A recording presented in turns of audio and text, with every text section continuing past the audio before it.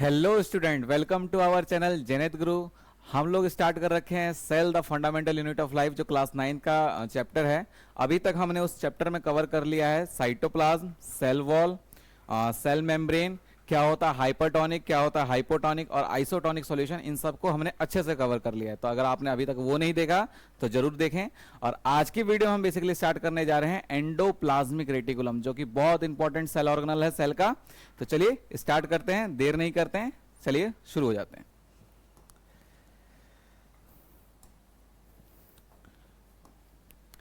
Topic का नाम है endoplasmic reticulum. Endoplasmic reticulum,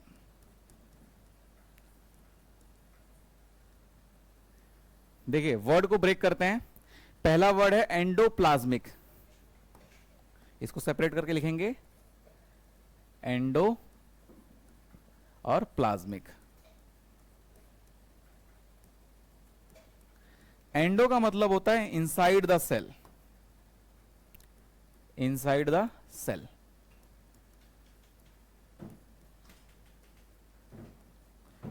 plasmic जो वर्ड है यहां पे, इसने जो प्लाज्मिक वर्ड जो लिया है बेसिकली साइटोप्लाज्म को इंडिकेट करता है। तो प्लाज्मिक वर्ड किसको इंडिकेट करता है? साइटोप्लाज्म। अब देखिए रेटिकुलम, टर्म रेटे, रेटे वर्ड से मिलके बना है रेटिकुलम। रेटे का मतलब होता है जाल जैसा, जाल जैसा या फिर network like structure. Network like structure,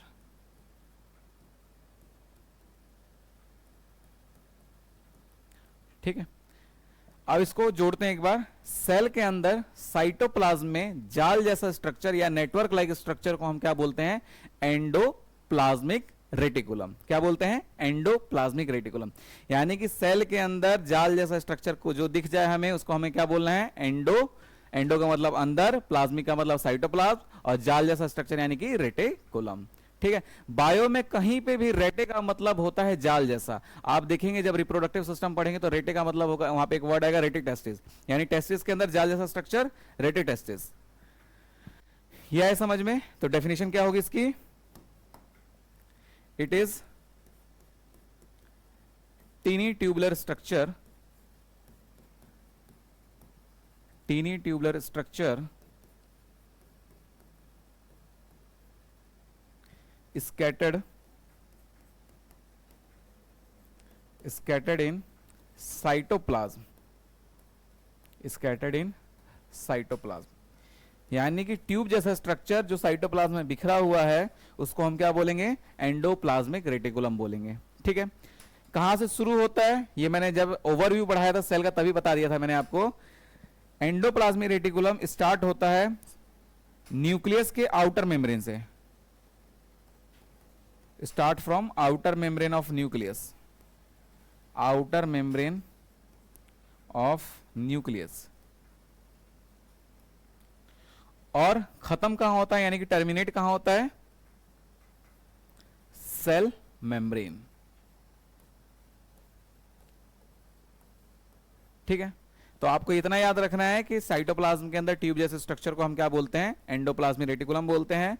start होता है आउटर मेम्ब्रेन से न्यूक्लियस के, और कहां खत्म होता है? सेल मेम्ब्रेन पे। ये याद रखिएगा जरूर, outer membrane of nucleus and terminate at cell membrane, ठीक है। ये है इसकी प्रॉपर डेफिनेशन। यानी कि सेल के अंदर साइटोप्लाज्म में जाल जैसा स्ट्रक्चर, एंडोप्लाज्मिक रेटिकुलम कहते हैं उसे। डेफिनेशन होगी it is a tubular, tiny tubular structure scattered in a cytoplasm. यानी साइटोप्लाज्म में ट्यूब जैसा स्ट्रक्चर जो बिखरा हुआ है, उसको हम क्या बोलते हैं? Endoplasmic reticulum. कहां से स्टार्ट होता है? आउटर मेम्ब्रेन ऑफ न्यूक्लियस, और कहां टर्मिनेट होता है? जाके सेल मेम्ब्रेन पे। इजी है। चलिए आगे देखते हैं। एंडोप्लाज्मिक रेटिकुलम दो तरह के होते हैं, शॉर्ट में लिख देता हूं ईआर। एंडोप्लाज्मिक रेटिकुलम के दो टाइप होते हैं। पहले वाले को बोलते हैं हम लोग रफ एंडोप्लाज्मिक रेटिकुलम यानी कि RER, और दूसरे को बोलते हैं स्मूथ एंडोप्लाज्मिक रेटिकुलम यानी कि SER। रफ एंडोप्लाज्मिक रेटिकुलम वो एंडोप्लाज्मिक रेटिकुलम होता है जिसके ऊपर राइबोसोम अटैच होते हैं। क्या अटैच होता है? राइबोसोम। लिख देते हैं यहां पे, ribosome attach at surface.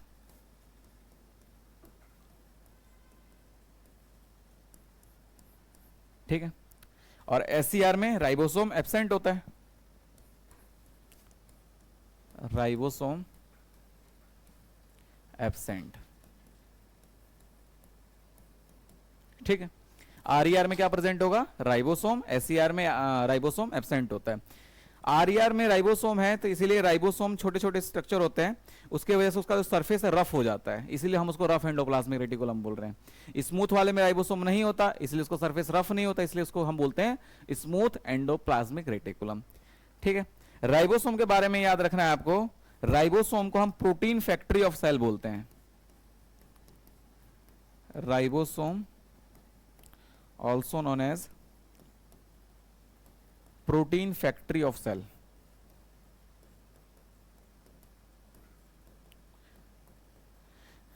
Protein factory of cell यानी सेल के अंदर जो प्रोटीन बनाएगा उसको हम क्या बोलेंगे? राइबोसोम बोलेंगे। यानी जितने सेल में जितने भी प्रोटीन बन रहे हैं कौन बनाएगा? Ribosome.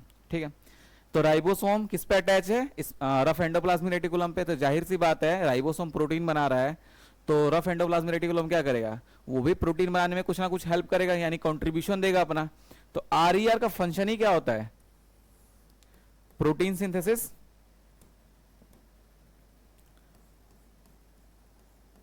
Protein synthesis and transport, and transportation of protein.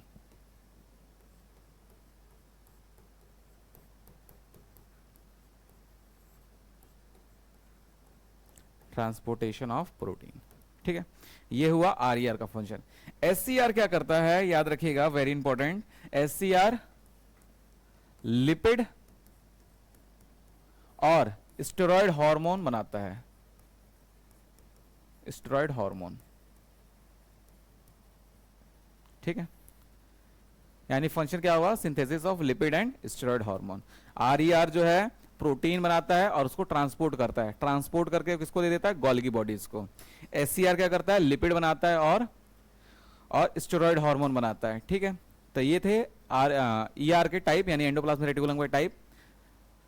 अब देख लेते हैं एनसीईआरटी ने क्या लिखा है इसके बारे में, थोड़ा सा एनसीईआरटी पॉइंट ऑफ व्यू से देखते हैं एक बार। देखिए एनसीईआरटी लिखता है पहला line, endoplasmic reticulum is the large network of membrane bound tubules, ठीक है, and sheets. It look like long tubules or round oblong bags. The ER membrane is similar in structure or to the plasma membrane. There are two types of ER, rough endoplasmic reticulum and smooth endoplasmic reticulum. It has particles called ribosome. RER के पास क्या है? Ribosome है।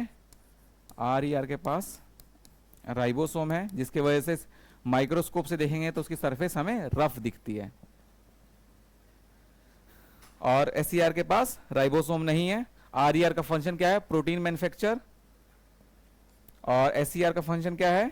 Manufacture of fat molecules, lipid. Lipid या fat दोनों बात same है। और एक और याद रखिएगा, स्टेरॉयड हार्मोन। Steroid hormone.